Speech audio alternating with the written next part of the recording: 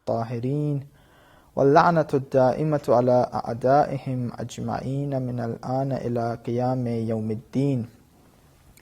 اللهم كن لوليك الحجة ابن الحسن صلواتك عليه وعلى آبائه في هذه الساعة وفي كل ساعة وليا وحافظا وقائدا وناصرا ودليلا وعينا حتى تسكنه أرضك توأا وتمتعه فيها طويلا وهب لنا رأفته ورحمته ودعاءه وخيرا ما ننال به سعة من رحمتك وفوزا عندك. ناظرین محترم، السلام علیکم ورحمۃ اللہ وبرکاتہ۔ سب سے پہلے تو ایام شہادت کی تسلیت عرض کرنا چاہوں گا، اور پروردگار متعال سے دعا ہے کہ ان عظیم راتوں میں ہمیں توفیق عطا کرے کہ ہم امام علی علیہ السلام کے سیرت پر عمل کر سکے۔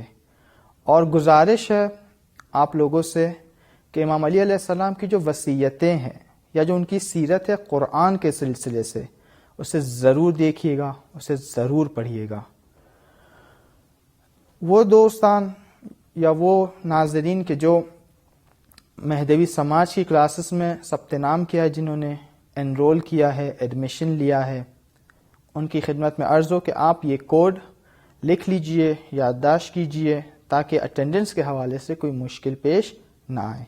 کوڈ ہے SH1، S سے سورہ، H سے حمد، اور 1 سے قرآن کا پہلا سورہ، لہذا سورہ حمد SH1۔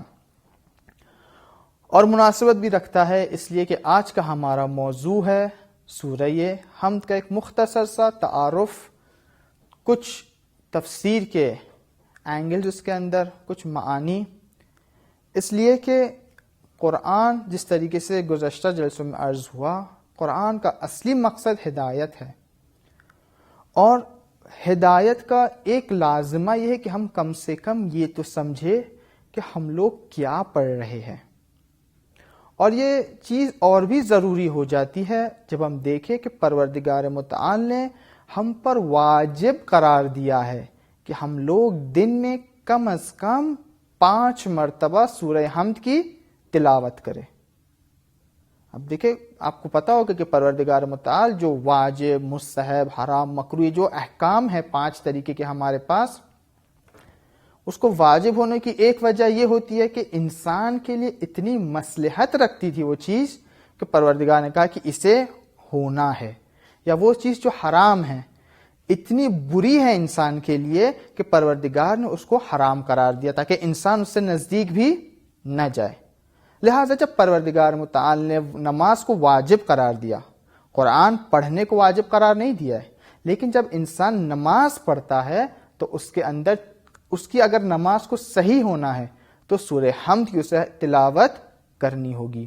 لہٰذا سورہ حمد، اور دوسرا سورہ جو اختیاری ہے، سورہ حمد ہمیں اختیار نہیں کہ ہم دوسرا کوئی سورہ پڑھ لیں سورہ حمد کی جگہ پر، سورہ حمد ہمیں پڑھنا ہے۔ اس کے علاوہ جو دیگر سورہ ہے اس میں آپ کو اختیار، آپ جو سورہ چاہے اس کو پڑھ سکتے ہیں، لیکن سورہ حمد اتنا اہمیت رکھتا ہے کہ پروردگار ہم سے کہہ رہا ہے کہ دیکھو 5 بار کی نماز میں تمہیں واجب ہے کہ اس سورہ کی تلاوت کرو۔ اور لہٰذا جب پروردگار کہہ رہا ہے اتنا مہم ہے تو ہم جانیں تو صحیح سورہ حمد نے کہہ کیا رہا ہے پروردگار۔ لہٰذا ضروری ہے کہ ہم لوگ سورہ حمد حد اقل، اور دوسرے سورے جو ہم لوگ بار بار استعمال کرتے ہیں، بار بار پڑھا کرتے ہیں، اس کا معنی، ان کے معنی سے بھی آشنائی پیدا کرے۔ جیسے سورہ یاسین، جیسے گزشتہ اس میں عرض کیا آپ کی خدمت میں، کتنی فضیلت رکھتا ہے وہ۔ بہرحال جب اتنی فضیلت رکھتا ہے تو اس کا کوئی درجہ بھی ہوگا ایسا کہ خدا متعال نے اس سورے کو اتنی فضیلت بخشی ہے۔ لہٰذا وہ سورے جو ہم لوگ پڑھا کرتے ہیں، سورہ واقعہ ہے، رزق و روزی کے لیے لوگ پڑھا کرتے ہیں، سورہ حمد مخرم لوگ اپنے گزشتہ افراد کے لیے جو دنیا سے مرحوم ہو چکے، گزر چکے ہیں، ان کے لیے تلاوت کرتے ہیں، تو کم سے کم جانے کہ ان سوروں کے اندر کیا راز ہے، ایک سطحی طور پر حد اقل اس کی جانکاری ہونا ضروری ہے۔ سورہ حمد جیسا کہ آپ کو پتا ہے کئی نام ہیں اس سورے کے. یہ خود ایک بات ہے کہ جس کی فضیلت پر دلالت کرتی ہے. اب دیکھیں ائمہ علیہ السلام کے کئی القاب ہیں. جیسے کوئی امام کو کریم کہا گیا, کوئی امام کو جواد کہا گیا, کوئی امام کو رؤوف کہا گیا. کیوں؟ اس لیے کہ اس زمانے میں ان شرائط کے حساب سے یہ صفت ان امام سے زیادہ لوگوں کو دکھائی دی. تب جا کے لوگوں نے کہا کہ یہ تو جواد ہے, یا کہا یہ رؤوف ہے, یا کہا یہ کریم ہے. یعنی جتنے زیادہ القاب پائے جائے ایک چیز کے, اس کا مطلب یہ ہوتا ہے کہ اتنی زیادہ صفتیں اس نے اپنے آپ سے دکھائی ہے, بروز پائی ہے.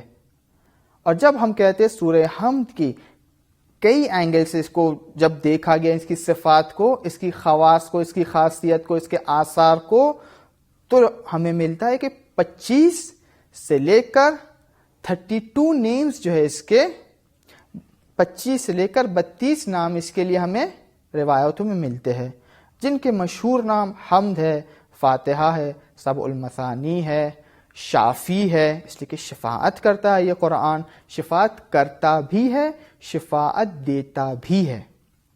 اسی طریقے سے ام الکتاب ہے, ام القرآن ہے, کنز ہے, نور ہے, اور دیگر اسما کے جو آپ تفسیر کی کتاب کی طرف مراجعہ کریں گے تو آپ کو 25 سے لے کر 32 نام اس سورے کے صرف ملیں گے, کہ جس کی کتنی آیتیں ہیں؟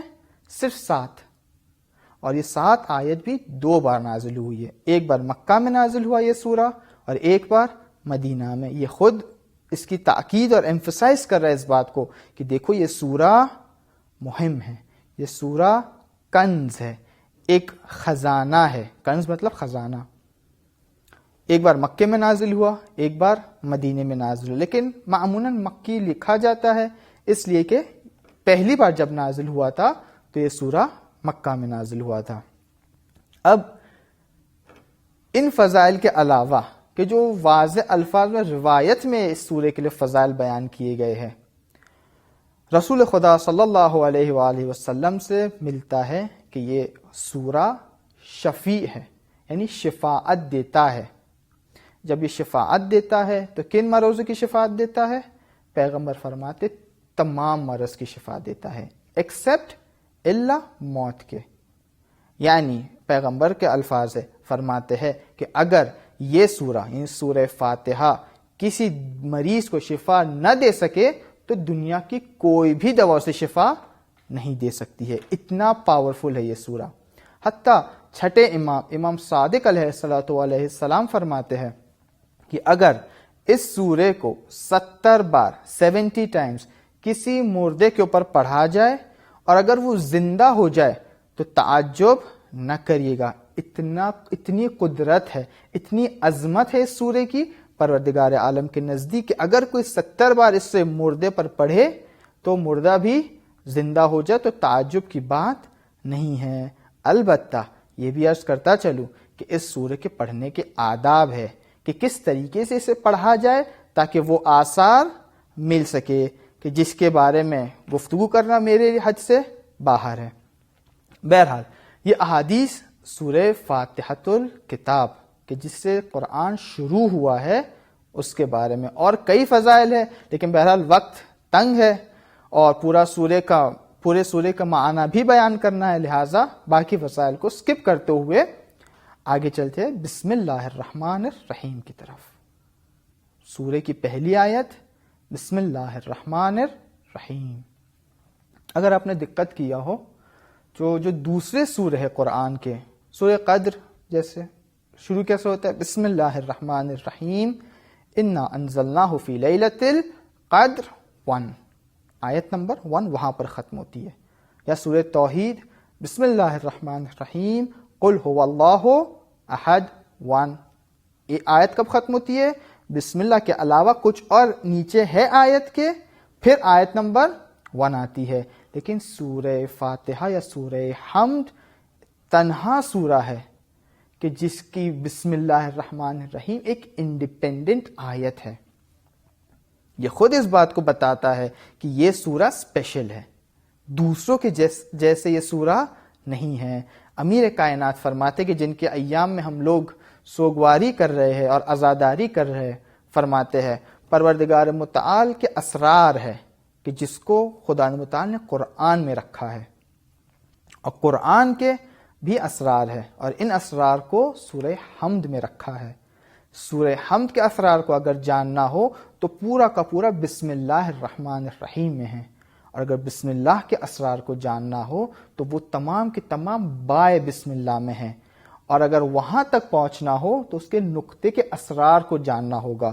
اور پھر فرمایا انا النقطۃ الذی تحت الباء، اور وہ نقطہ کو اگر سمجھنا ہے تو تمہیں میرے پاس آنا ہوگا، اس لیے کہ علی ابن ابی طالب ہے کہ جو با کا نقطہ ہے، اور اگر یہ سمجھ گئے تب جا کے قرآن بھی سمجھ میں آئے گا، تب جا کے اسرار الہیہ بھی سمجھ میں آئے گی۔ لہٰذا یہ ایام جو ہم عذاب منا رہے ہیں، ایک ایسے انسان کی عذاب منا رہے ہیں کہ جو اسرار الہی کو اپنے ساتھ لے کر اس دنیا سے رخصت ہو رہا ہے،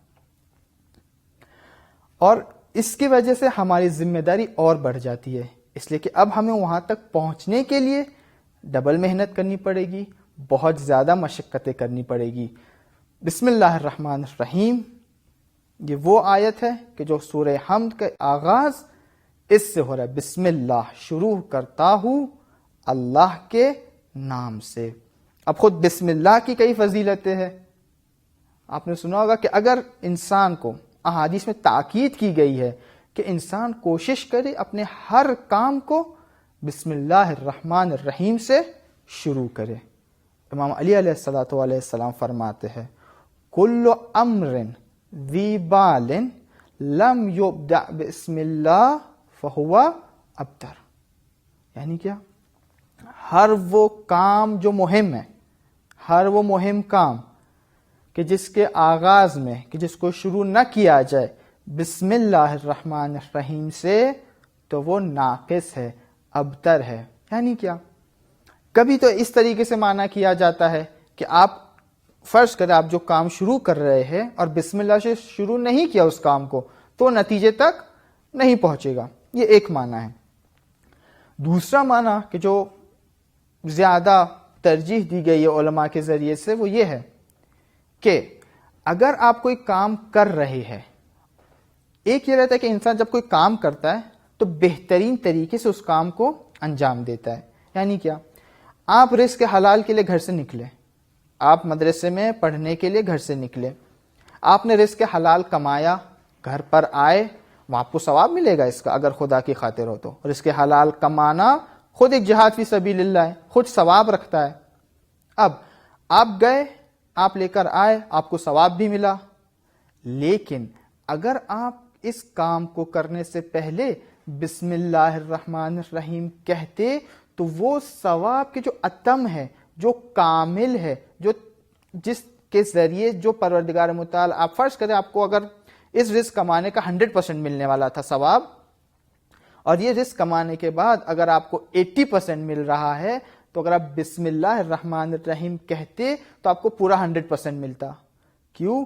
اس لیے کہ ہر وہ کام کہ جو بسم اللہ الرحمن الرحیم سے شروع نہیں ہوتا ہے تو وہ ابتر ہے، ناقص ہے، چاہے کبھی جو ہے خود فعل کے ذریعے سے یا کبھی جو ہے ثواب کے ذریعے سے۔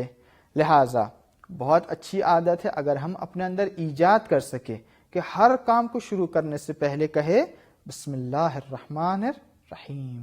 اور قیامت کے دن اگر خدا نخواستہ قرار یہ پائے کہ ہمارے نام عمل کو ہمارے لیفٹ ہینڈ میں، بائیں ہاتھ میں دیا جائے، اگر خدا نخواستہ یہ قرار ہو کہ ہم لوگ قیامت تک اپنے آپ کو پاک نہ کر سکے، دنیا میں استغفار نہ کر سکے، برزخ کے عوالم کو طے کرنے کے بعد بھی پاک نہ ہو سکے، اور نوبت یہ ہے کہ اب خدا نخواستہ جہنم کے ذریعے سے ہمیں پاک ہونا ہو، اور جب یہ کتاب ہمارے لیفٹ ہینڈ میں، بائیں ہاتھ میں دی جائے، اور ہم نے اگر عادت بنائی ہو اپنی بسم اللہ الرحمن الرحیم کہنے کی، تو اس وقت بھی ہم لوگ جب کہیں گے بسم اللہ الرحمن الرحیم اور نامہ کھولیں گے تو وہ نامے کو ہمارے رائٹ ہینڈ میں دیا جائے گا۔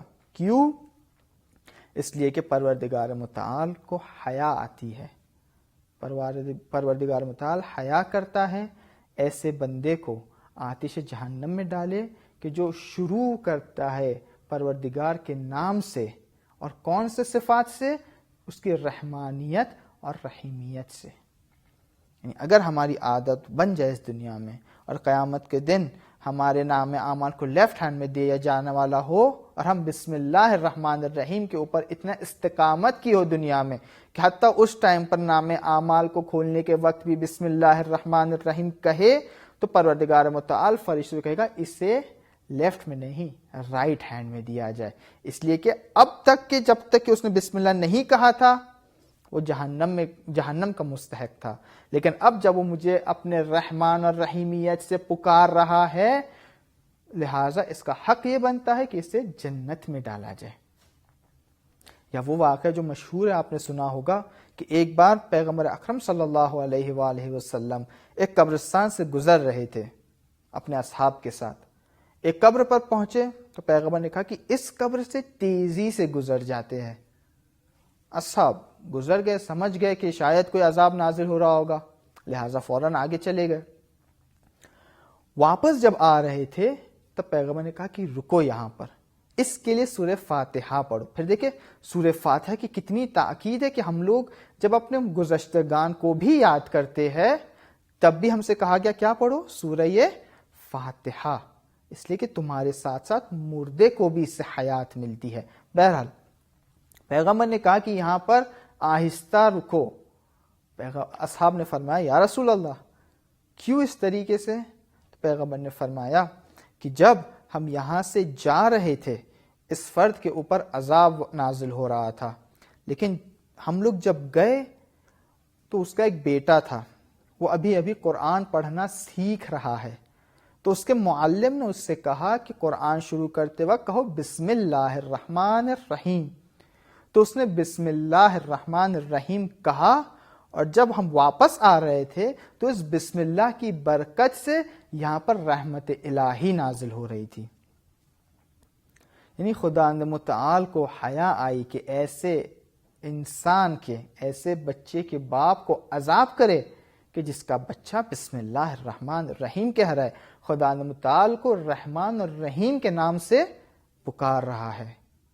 لہٰذا اس میں ایک اور سبق ہے ہمارے لیے کہ اپنے بچوں کو ضرور ان پر انویسٹ کرے، قرآن کے لحاظ سے ضرور قرآن سکھائے.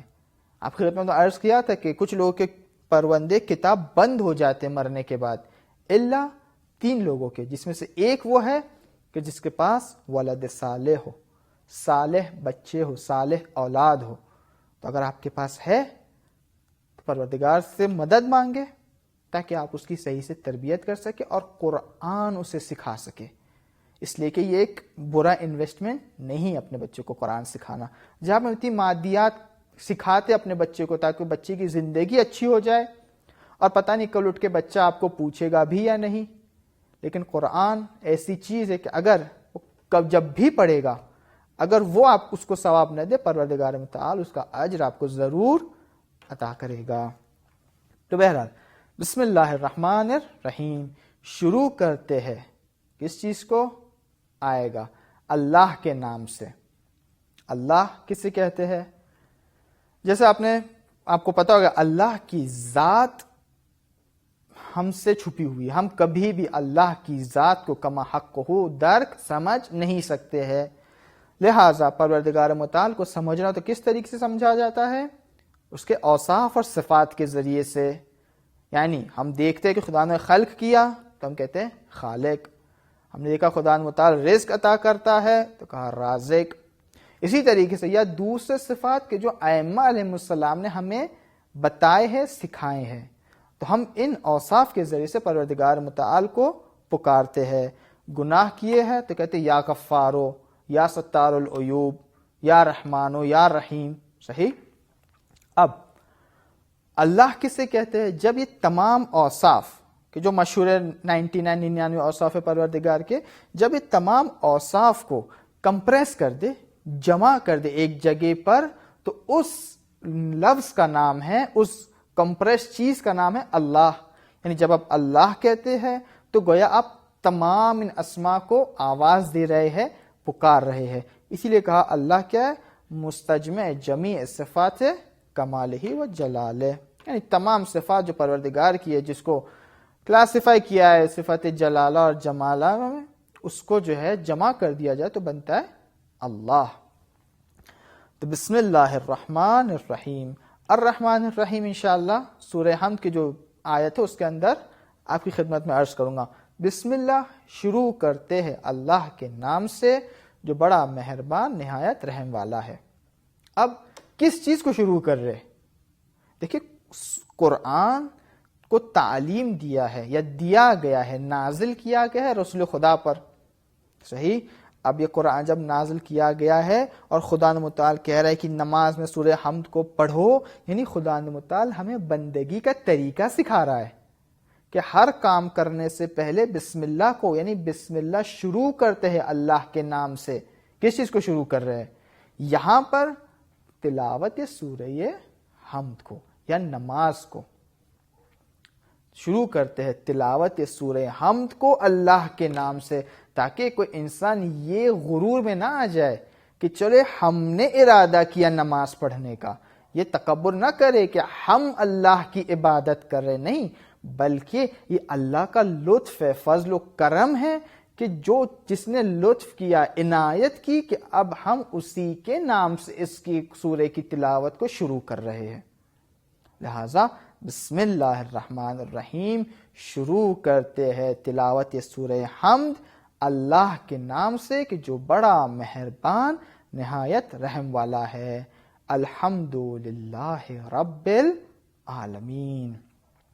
الحمد، تمام حمد، تمام تعریف صرف اور صرف اللہ کے لیے ہے جو رب ہے عالمین کا۔ اب خوب یہاں پر اس لیے کہ مختصر سا تعارف کرانا ہے سورہ حمد کا، نہ کہ تفسیر، لیکن اگر تفسیر میں اگر آپ جا کر دیکھیں تو حمد کے لیے کیوں حمد انتخاب کیا پروردگار متعال نے؟ چاہتا تو ثنا بھی کہتا، چاہے مدح بھی کہتا، لیکن کہا الحمدللہ۔ اس کے اندر کیا راستہ؟ اس لیے آپ دیکھیں قرآن معجزہ ہے، ہر لفظ اس کے اندر جو استعمال کیا گیا ہے حکمت سے خالی نہیں ہے، ہر لفظ جو انتخاب کیا گیا ہے حکمت کے ساتھ ہے۔ لہٰذا کیوں پروردگار متعال نے حمد کو اختیار کیا، مدح اور ثنا کو انتخاب نہیں کیا؟ اس کی پوری بحث ہوتی ہے، لیکن بہرحال یہاں پر وقت کی قلت کو نظر میں رکھتے ہوئے الحمد وہی جو تعریف یا جو ترجمہ کیا گیا ہے تعریف کا وہی استعمال کرتے ہیں۔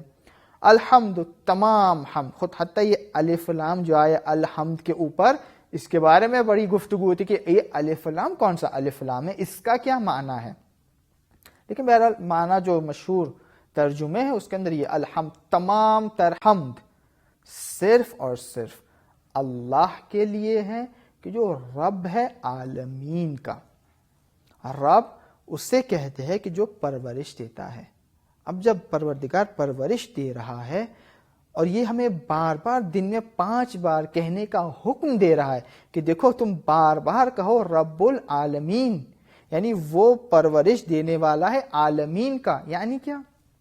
یعنی یہ کہ اگر ہماری زندگی میں کوئی برے حادثے پیش آتے ہیں یا اگر ہماری زندگی میں کچھ اچھے وقت آتے ہیں تو یہ جانو کہ اس کے اندر تمہاری تربیت ہو رہی ہے، اس اینگل کو کہ یہ تمام چیزیں خدا متعال مجھے عطا کر رہا ہے اس لیے کہ وہ مجھے تربیت کر سکے۔ اور اگر انسان اس تربیت کے ایسپیکٹ کو بھول جائے اور اسی سچویشن میں پھنس جائے، چاہے اچھی ہو چاہے بری ہو، اگر وہیں پر رہ جائے تو یا متکبر ہو جاتا ہے خوشی کے مارے یا خدا کی رحمت سے مایوس ہو جاتا ہے، اور دونوں گناہ کبیرہ میں سے۔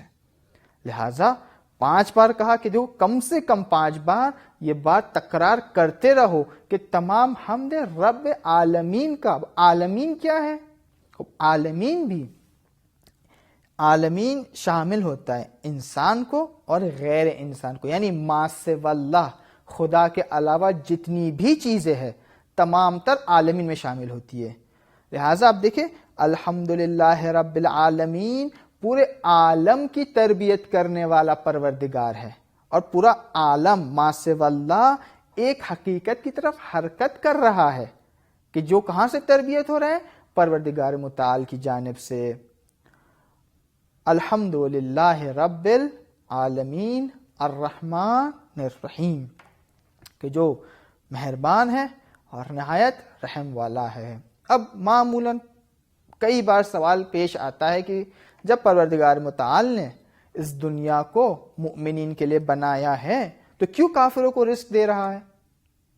اگر مقصد خلقت اہل بیت تھی یا نور رسول خدا صلی اللہ علیہ وآلہ وسلم تھا، تب پھر کیوں پروردگار متعال نے ان کے دشمنوں کو مہلت دی؟ اس کا جواب یہ ہے، اس لیے کہ پروردگار رحمان ہے. رحمان یعنی مہربان ہے نسبت اپنے تمام مخلوقات کے نسبت. جو بھی خلقت کے دائرے میں آتا ہے اور تمام چیزیں آتی ہے ما سوا اللہ، ان سب کو چلانے والا، ان سب پر رحم کرنے والا پروردگار متعال ہے. خدا متعال نے اس دنیا میں یہ دستور نہیں دیا کہ صرف وہی جو مومن ہے اسے رزق عطا ہوگا، وہ جو کافر ہے اسے رزق عطا نہیں ہوا، نہیں، بلکہ ایک رحمت عام ہے، کامن ہے، جنرل ہے تمام مخلوقات کے لیے. جیسے ہوا، پانی، ایک انسان پانی پیے گا اس کی پیاس بجھے گی، کافر بھی اگر پانی پیے گا اس کی پیاس بجھے گی.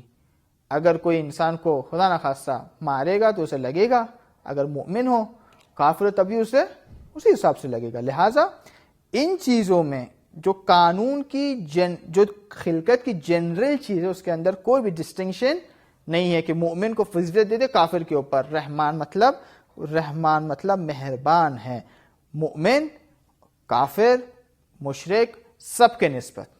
لیکن رحیم یعنی وہ لطف، وہ عنایت، وہ خصوصیات مختص ہے مومنان سے، مختص ہے محمد و آل محمد اور ان کے چاہنے والوں سے، علیہ افضل تحیت و ثنا. اب الحمدللہ رب العالمین الرحمن، اس لیے آپ دیکھیں اگر کسی مومن کے اوپر کوئی بلا نازل ہوتی ہے تو اس بلا کے عوض میں پروردگار متعال اسے کئی درجات قیامت کے دن دے گا، جنت میں دے گا.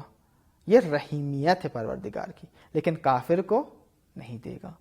اگر کوئی مومن خدا کا شکر ادا کرتا ہے تو اسے کروڑوں ثواب ملتا ہے. اتنا کروڑ اس لیے کہہ رہا ہوں کہ جو اتنا ثواب ملتا ہے کہ انسان حساب بھی نہیں کر سکتا، لیکن کافر کو یہ نہیں ملے گا.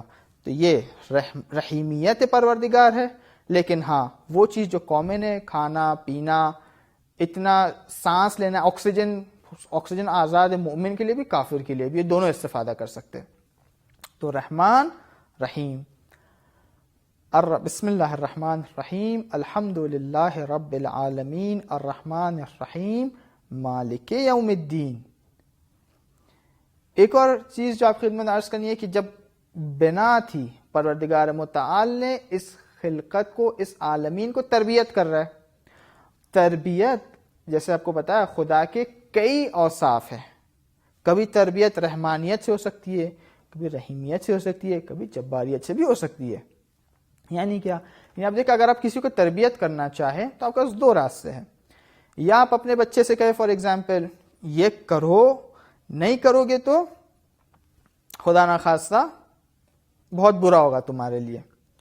یا کہ آپ ایک بار کہیں کہ اس کام کو انجام دو، کہ اگر اس کام کو انجام دو گے تو اس کے مقابلے میں تمہیں یہ چیزیں ہمیں تمہیں دیں گے. تو دوسرا ایسپیکٹ جو میں نے ایگزامپل میں بیان کیا کہ اگر آپ جو ہے کسی کو دے کر اس کی تربیت کرنا چاہ رہی ہے تو وہ رحمان و رحیمیت، یعنی پروردگار متعال کا قاعدہ اول یہ ہے کہ عالم کی تربیت کرے. کس بنا کے اوپر؟ کون سے اوصاف کے بنا پر؟ اس کے رحمان اور رحیمیت کے ہونے پر بنا پر.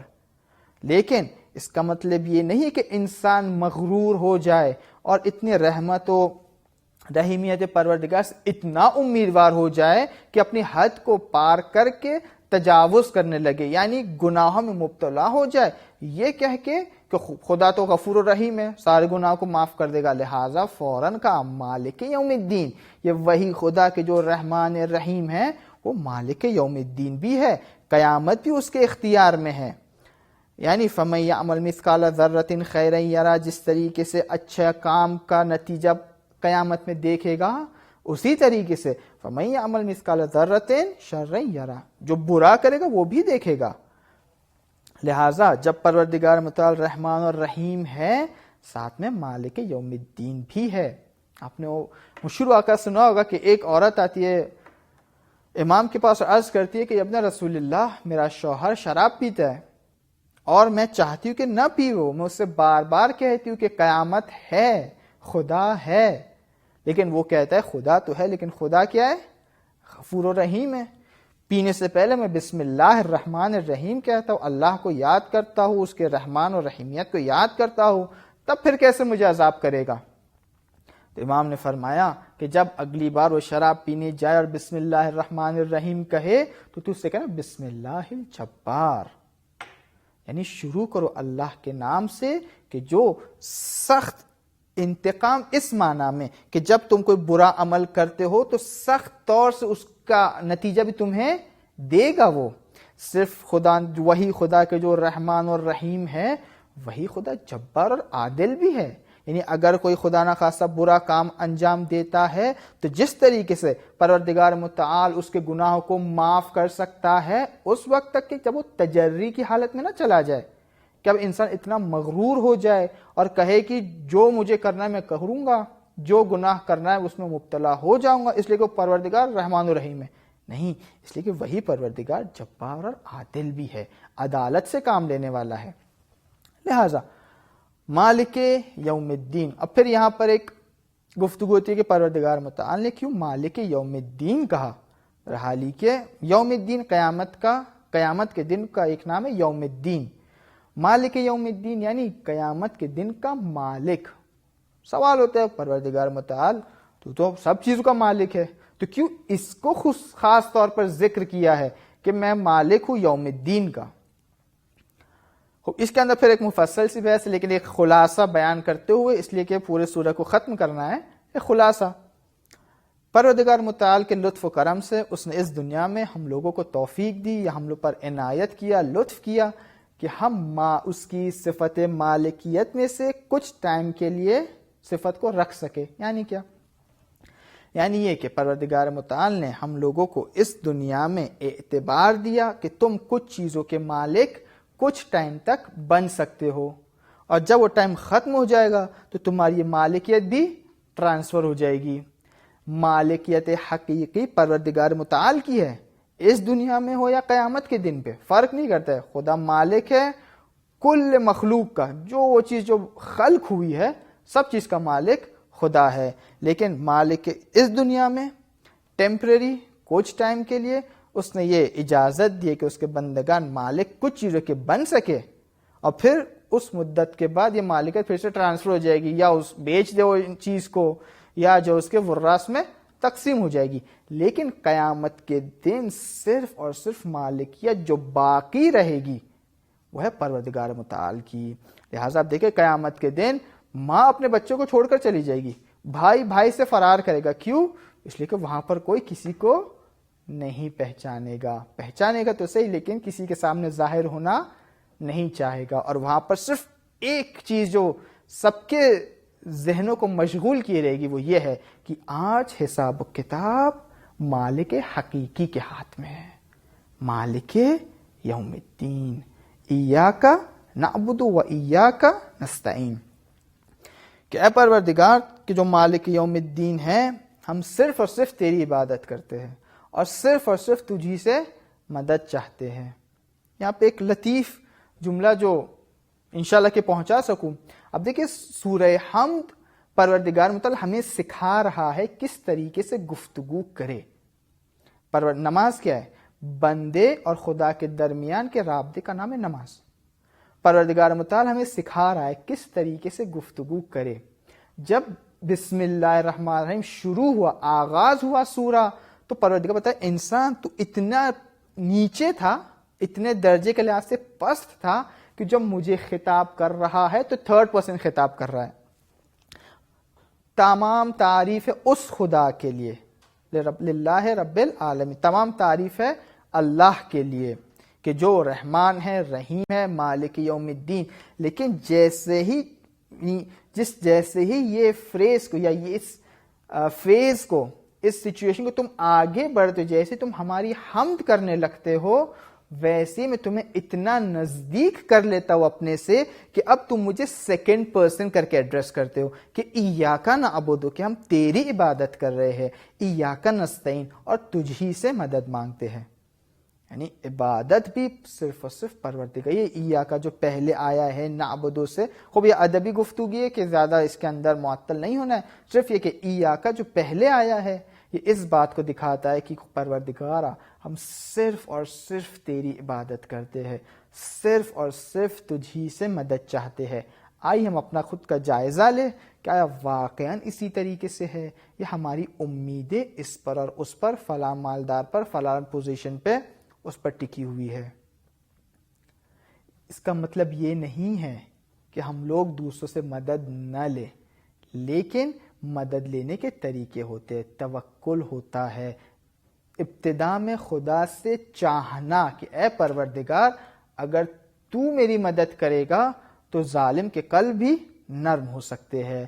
بہرحال واضح ہے کہ پروردگار متعال سے ہم کہہ رہے کہ صرف اور صرف تیری عبادت کرتے ہیں, صرف اور صرف تجھی سے مدد چاہتے ہیں. لہٰذا اس فکر کو اور اس کانسیپٹ کو ہمیشہ ذہن میں رکھنا ضروری ہے. ہم کوئی بھی سچویشن میں ہوں, مدد اگر کر سکتا ہے کوئی تو صرف خدا ہے.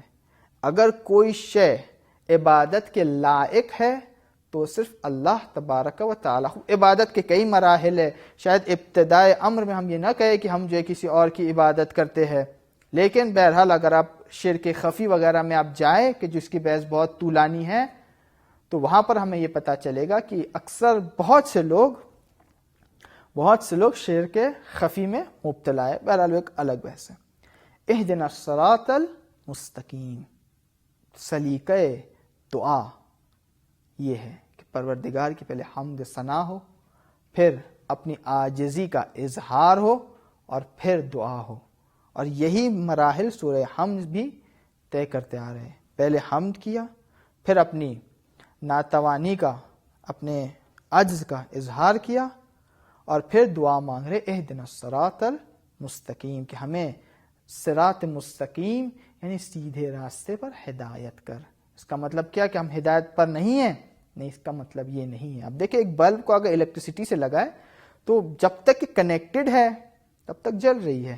اگر یہ چاہے کہ اور آگے بھی جلتی رہے تو اسے چاہیے کہ الیکٹریسٹی سے کنیکٹڈ رہے. اس کا مطلب یہ کہ جب تک کہ خدایا ہم ہدایت پر ہے ابھی, لیکن ہماری اس ہدایت کو ختم نہیں کر دینا, ادامہ دینا, بڑھاتے رہنا, تاکہ ایسا نہ ہو کہ خدا نہ خاصہ کچھ وقت کے بعد ہم اپنے گناہوں کی وجہ سے اہل بیت علیہ السلام سے دور ہو جائے. اصحاب آتے پیغمبر کے پاس اور پوچھتے یا رسول اللہ اہدنا الصراط المستقیم, صراط المستقیم یعنی کیا؟ پیغمبر نے کہا کہ وہ انسان جو جا رہا ہے وہ صراط مستقیم ہے. جب لوگوں نے دیکھا تو دیکھا امیر المؤمنین علی ابن ابی طالب وہاں سے گزر رہے تھے. اللہم صلی علی محمد و آل محمد. تو اہدنا الصراط المستقیم, بس ہدایت بھی پھر جو ہے دو معنی میں ہے کہ جس کو بہت جلدی میں گزر جاؤں گا. ہدایت ایک بار یہ تھا کہ آپ انسان کو ایڈریس بتا دے, آپ سے کہا کہ بتا بھائی مجھے وہاں جانا ہے, تو بتا دے گا بھائی یہاں سے سیدھا جائیے, پھر دائیں مڑے, بائیں مڑے, لیفٹ جائے, رائٹ جائے, وہاں پر اپنے مقصد پر پہنچ جائے گے. یا ایک بار یہ ہوتا ہے کہ آپ سے وہ شخص کہتا ہے کہ دیکھو بھائی تمہیں وہاں تک پہنچنا ہے, میں تمہیں لے کر جاتا ہوں, اور آپ کا ہاتھ پکڑ کے وہاں پر چھوڑ دیتا ہے. اہل بیت علیہ السلام کے لیے بھی یہی ہے. ہدایت ہر دو طریقے کے اہل بیت علیہ السلام فرماتے ہیں. ایک بیسک ہدایت ہے کہ جو ہمارے پاس ہے, انسان اگر فروع دین و اصول دین کو صحیح سے مانے, اس پر صحیح سے عمل کرے تو بیسک ہدایت اس کے پاس ہے. لیکن ہدایت اعلیٰ اور کامل ہدایت کب ہوگی؟ جب ہم ان مراحل کو طے کرنے کے بعد ایک سٹیج پر پہنچے کہ اہل بیت وہاں سے ہمارا ہاتھ پکڑ کر مقصد تک ہمیں پہنچا دے. اس لیے جب تک ہم اس بیسک لیول تک نہیں پہنچ پائیں گے تب تک اہل بیت کا ایک درجے سے نیچے آنا بہت ہی مشکل ہے, کہ بہرحال اس کی وضاحت کے لیے فی الحال وقت نہیں ہے. صراط الذین انعمت علیہم غیر المغضوب علیہم ولا الضالین. پروردگارا ہدایت کر ہماری صراط مستقیم کے اوپر, وہ صراط کے جس کے اوپر تو نے اپنی نعمتیں دی رکھی ہے, اور اس راستے کی طرف ہدایت نہیں کرنا کہ جو راستہ ہے مغضوب ان افراد کا کہ جن کے اوپر تیرا غضب واقع ہوا ہے, اور نہ ہی ان لوگوں کے اوپر کہ جو ضلالت میں ہیں، یعنی گمراہی میں ہیں۔ اب کون سا راستہ ہے جو انعم اللہ علیہ ہے؟ میں صرف آیت پڑھ کے جو ہے آپ کو شاید 5 منٹ انشاءاللہ، مجھے پتا ہے تھوڑا شاید آج ٹائم زیادہ ہو گیا ہے، لیکن انشاءاللہ 5 منٹ کے اندر کوشش رہے گی کہ تاکہ سورہ حمد ختم ہو جائے اور پھر باقی کے سورے آپ خود انشاءاللہ پڑھیے گا، دیکھیے گا اور انشاءاللہ عمل کرنے کی کوشش کریے گا۔ سورہ نساء اور سورہ مریم میں، سورہ نساء کی آیت نمبر 69، سورہ مریم میں آیت نمبر 59 میں فرمایا وَمَن يُطِعِ اللَّهَ وَالرَّسُولَ فَأُولَٰئِكَ مَعَ الَّذِينَ أَنْعَمَ اللَّهُ عَلَيْهِم مِّنَ النَّبِيِّينَ وَالصِّدِّيقِينَ وَالشُّهَدَاءِ وَالصَّالِحِينَ، یعنی وہ راستہ کہ جس پر پروردگار متعال کی نعمتیں نازل ہوئی ہے، وہ راستہ نبیوں کا راستہ ہے، صدیقین کا راستہ ہے، شہداء کا راستہ ہے اور صالحین کا راستہ ہے۔ یعنی اگر کوئی چاہتا ہے کہ اس راستے پر قرار پائے، اگر کوئی چاہتا ہے کہ ولایت امیر المؤمنین اس کے دل میں اتر جائے، تو جا کے ان کے راستوں کا اگر پڑھے، نبیین کا، صدیقین، شہداء اور صالحین، 4 یہاں پر جو ہے رول ماڈلز خدا تعالیٰ ہمارے لیے پیش کر رہا ہے کہ اگر تم پریکٹیکل اگر کچھ کو دیکھنا چاہو تو ان 4 کیٹیگریز کو جا کے دیکھ لو، پڑھ لو، اپنی زندگی کو ان کے مطابق سیٹ کرنے کی کوشش کرو تاکہ تم اس راستے پر قرار پاؤ کہ جہاں پر پروردگار متعال کی نعمتیں نازل ہوئی ہے، غیر المغضوب علیہم ولا الضالین، نہ اس راستے پر رکھ پروردگار کے جہاں پر تیرا غضب واقع ہوا ہے اور نہ ہی گمراہوں کے راستے پر۔ احادیث میں آیا ہے کہ مغضوب وہ قوم کے وہ لوگ جس پر خدا کا غضب واقع ہوا تھا قوم یہود ہے، وہ لوگ کہ جو گمراہ ہو گئے قوم حضرت عیسیٰ علیہ السلام ہے۔ لیکن یہ ایک انسٹنس ہے، یہ ایک مصداق ہے، تمام تر یہ نہیں ہے، بلکہ ہم اگر قرآن کا مطالعہ کریں تو اس کے ہمیں ایسے اور بھی گروہ ملیں گے کہ جس کا کہ جو خدا متعال ان پر غضب کیا ہے اور ان کو ظالم یعنی گمراہوں میں سے گنوایا ہے۔ میں صرف لسٹ وائز 2-3 مورد بیان کر دوں گا اس لیے کہ وقت میں بالکل بھی گنجائش نہیں ہے۔ ایک منافق، مشرک، اور وہ منافق مشرک تو الحمدللہ ہم میں سے اکثر کوئی بھی نہیں ہے انشاءاللہ۔ بچہ سوء ظن یعنی خدا کے نسبت کے جو برا سوء ظن رکھتا ہے، یعنی مایوس ہو گیا پروردگار متعال سے، یا ہمیشہ خدا نہ خاصا اگر اس کی زندگی میں کوئی حادثہ برا ہوتا ہے تو تمام بلیم جو ہے خدا کے اوپر ڈال دے کہ خدا تو نے ایسا کیا، تو نے ویسا کیا، تو اگر چاہتا، یعنی اس طریقے کے سوء ظن رکھنے والے افراد کے جو خدا متعال کے نسبت بدگمانی رکھتے ہیں، ان کو بھی اسی لسٹ میں شمار کیا گیا ہے۔ وہ کافر کہ جو آیات الہی کو دیکھنے کے بعد مکر جاتے ہیں، خدا نہ خاصا ان میں سے نہ ہو کہ اتنی آیات دیکھنے کے بعد بھی ہمارا ایمان اس طریقے سے جس طریقے سے مضبوط ہونا چاہیے نہ ہو۔ اہل کتاب جو حق دیکھ رہے تھے لیکن مکر گئے، وہ لوگ کہ جنہوں نے ایمان کے راستے کو چھوڑ دیا اور کفر کا راستہ اختیار کیا، اور آخری میں وہ لوگ کہ جنہوں نے وہ افراد کے جو دشمن اللہ اور پیغمبر اہل بیت علیہ السلام ہے ان کی ولایت کو اپنایا۔ اب بہرحال باتیں بہت ساری ہے اس کے اندر، لیکن جو غرض تھا اس جلسے کا، اس درس کا، وہ یہ تھا کہ ایک اجمالی گفتگو ہو جائے کہ ہم لوگ سورہ الحمد میں کیا پڑھتے ہیں۔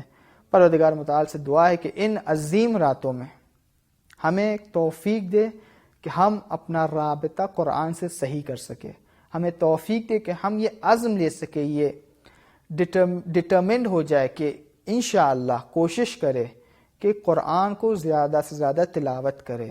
اگر ہم چاہتے کہ ہم دیکھیں ہمارا رابطہ خدا سے کس طریقے سے ہے، چیک کرے کہ ہمارا رابطہ قرآن سے کس طریقے سے ہے، اس لیے کہ قرآن جلوہ الہی ہے، خدا متعال تک پہنچانے والی کتاب ہے۔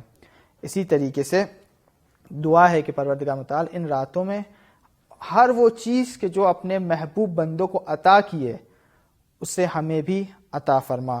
وآخر دعوانا ان الحمد للہ رب العالمین، والسلام علیکم ورحمۃ اللہ وبرکاتہ۔